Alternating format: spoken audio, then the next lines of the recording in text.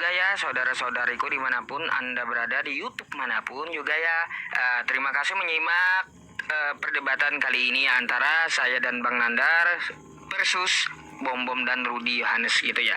Baik teman-teman, temanya adalah masalah konsep ketuhanan kita ya. Di dalam agama Islam konsep ketuhanan itu sudah sangat jelas dan finis gitu ya, berdasarkan beberapa dalil di dalam ayat Al-Quran. Contoh Quran surah Al-Ikhlas ya, Qul huwallahu ahad, katakanlah Allah itu esa, Allahu somad, Allah tempat bergantung seluruh makhluk, bukan yang digantung oleh makhluk.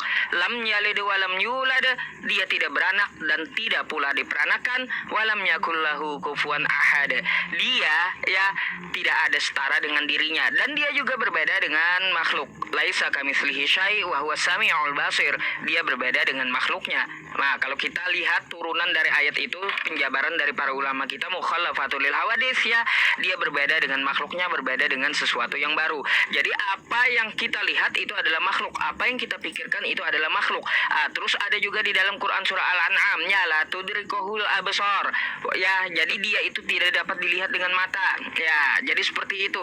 Terus ya teman-teman, kalau kita merujuk juga ya di dalam Quran surah Al-Baqarah ayat 255, ayat kursi itu, Allahu la ilaha illa huwal hayyul qayyum la ta'khudhuhu sinatu wala naum, dia itu tidak pernah tidur ya, karena dia memang tidak perlu tidur. Dia mengurus makhluknya ya, senantiasa setiap saat mengurus makhluknya, baik yang ada di langit maupun ada yang di bumi. Nah, Tuhan yang benar itu Tuhan yang berkuasa ya. Kalaunya kita ada salah, tinggal kita beristighfar, dia kagak perlu turun ke muka bumi ya untuk menebus dosa, tapi disuruh beristighfar ya, istighfar astagfirullahaladzim ya, langsung dia ampuni tuh ya. Itu Tuhan yang betul ya, kagak perlu repot-repot dia turun ke muka bumi sampai digebukin orang. Jadi seperti itu ya teman-teman. Jadi itulah Tuhan yang betul, Tuhan yang maha kuasa. Jadi kagak perlu dia sampai turun ke muka bumi, tebusan pakai darah nggak perlu ya, nggak perlu. Bertobatlah Pak Bom Bom dan Bang Rudy Yohanes ya. Karena apa? Tuhan yang betul itu ya tidak perlu dia itu meminta darah manusia. Kalau Tuhan di zaman dulu, Tuhannya Nabi Musa, Tuhan Abraham, mereka meminta darah hewan. Dia itu meminta darah hewan ya, bukan darah manusia ya, bukan darah manusia. Maka dari itu ya, kalau di dalam agama Islam pun ada namanya kurban, karena tebusan di zaman dulu, di zaman Nabi Musa, di zaman Abraham, tebusannya pakai kurban, nggak ada pakai darah manusia. Jadi yang pakai darah itu hanyalah ajaran vampir atau ajaran Dracula ya kan, kayak gitu, yang selalu suka dengan darah. Jadi seperti itu. Bertobatlah kalian ya ke jalan Tuhan yang benar. Jadi seperti itu. Silakan Bang Nandar. Masya Allah, luar biasa.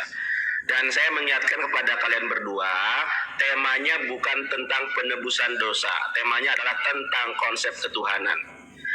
Tuhan Yahudi minta disembah, Keluaran 24 nomor 1. Kita lihat nih, Tuhan Yahudi itu minta disembah.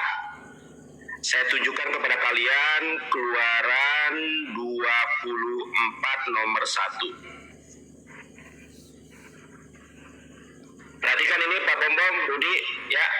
Berfirmanlah ia kepada Musa, naiklah menghadap Tuhan engkau dan Harun, Nadab dan Abihu dan 70 orang dari para tua Israel, dan sujudlah kamu menyembah dari jauh. Kalau kita lihat perikopnya, upacara pengikatan perjanjian antara Tuhan dengan bangsa Israel. Saya baca di dalam bahasa Ibrania, Fe'el Mose amar ale el Adonai el Yahweh ata fe'aharon nada fa'abihu fe'shiv'e miziknai Yisrael fe'istaha fitemeraho.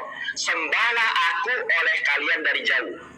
Kalau Tuhan Yahudi minta disembah, sekarang saya tanya kepada kalian, di mana Musa menyembah Roh Kudus? Kenapa kalian kok menyembah Roh Kudus? Sementara di dalam Torah tidak ada Musa menyembah Roh Kudus. Di mana Yesus minta disembah, Tuhan bangsa Israel minta disembah. Keluaran 24 nomor ke-1. Inilah konsep ketuhanan para nabi yang diajarkan, bukan menyembah manusia. Jangan tertunduk malu, jawab. Jeder di awal, ala kadalah samar badranaya. Terima kasih.